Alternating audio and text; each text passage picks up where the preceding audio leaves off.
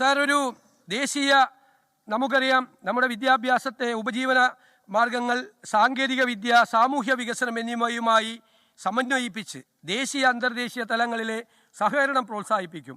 പദ്ധതിയുടെ സ്ഥാപനഘടന, നടപ്പിലാക്കൽ പ്രക്രിയ, വിഭവ സമാഹരണ തന്ത്രം എന്നിവ സംബന്ധിച്ച് ശുപാർശകൾ സമർപ്പിക്കുന്നതിനായി ഒരു വിദഗ്ധ സമിതി രൂപീകരിക്കും. ആദിവാസി സംരംഭകത്വത്തെയും തദ്ദേശീയ പഠനങ്ങളെയും ജൈവ വൈവിധ്യ സംരക്ഷണത്തെയും കാലാവസ്ഥാ പ്രതിരോധ ശേഷിയെയും നൈപുണ്യ വികസനത്തെയും എന്നിവയ്ക്കായുള്ളൊരു ലോകോത്തര കേന്ദ്രമായി വിഭാവനം ചെയ്യുന്നു ഈ സ്ഥാപനം. സർ, അടുത്തത് Kerala health and life science city. Multi speciality ആശുപത്രികൾ, മെഡിക്കൽ കോളേജുകൾ, പരിശീലന കേന്ദ്രങ്ങൾ, ഗവേഷണ ലാബറട്ടറികൾ, ഡയഗ്നോസ്റ്റിക് കേന്ദ്രങ്ങൾ, പുനരധിവാസ കേന്ദ്രങ്ങൾ എന്നിവയും രോഗികൾക്കും കൂട്ടിരിപ്പുകാർക്കും ആവശ്യമായ അനുബന്ധ സൗകര്യങ്ങളും സംയോജിപ്പിച്ച് വികസിപ്പിക്കുന്ന ആരോഗ്യ സംവിധാനമാണ് Kerala health and life science city.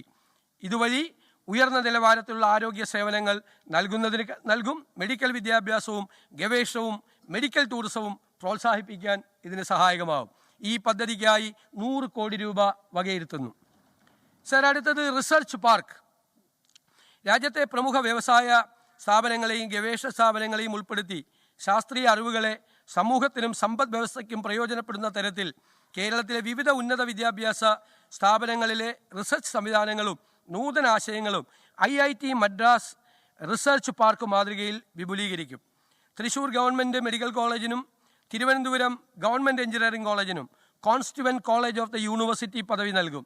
ഇതിലൂടെ സാങ്കേതിക പരിജ്ഞാനമുള്ള യുവജനങ്ങളുടെ സേവനം സംസ്ഥാനത്തിന് തന്നെ പ്രയോജനപ്പെടുത്താൻ കഴിയും. സർ, റിസർച്ച് പാർക്കിനായി 60 കോടി രൂപ വിലയിരുത്തുന്നു. സർ, അടുത്തത് കേരള സിൽവർ ഇക്കോണമി. വയോജനങ്ങൾക്ക് വേണ്ടി ആദ്യമായി വയോജന വകുപ്പ് രൂപീകരിച്ച ഇന്ത്യയിലെ ആദ്യത്തെ സംസ്ഥാനമാണ് കേരളം. ഇതിനെ അടിസ്ഥാനമാക്കി സർക്കാർ നയരേഖകൾ രൂപീകരിച്ചുകൊണ്ടും ആവശ്യമായ സ്ഥാപനങ്ങൾ, വ്യയശേഷി നേടാനുതകുന്ന സാമ്പത്തിക സഹായം, സംരംഭകത്വം, വയോജനങ്ങളുടെ വൈദഗ്ധ്യം എന്നിവ ഉൾപ്പെടുന്ന സിൽവർ ഇക്കോണമി വികസിപ്പിക്കും.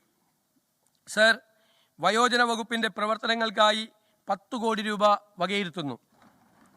അടുത്തത് കെയർ ഗിവർ പദ്ധതിയാണ്.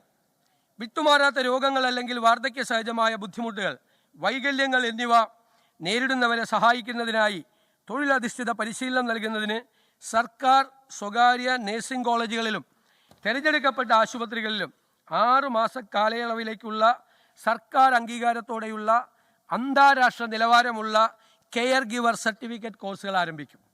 ഇതിലൂടെ ആവശ്യമുള്ളവർക്ക് പരിചരണവും തൊഴിൽരഹിതരായ യുവജനങ്ങൾക്ക് മാന്യമായ തൊഴിലും ലഭ്യമാകും. മുതിർന്ന പൗരന്മാരെ സജീവരാക്കുന്നതിന് വയോജന പാർക്കുകളും പകൽ വീടുകളും ഫിറ്റ്നസ് സെൻ്ററുകളും ഒരുക്കും.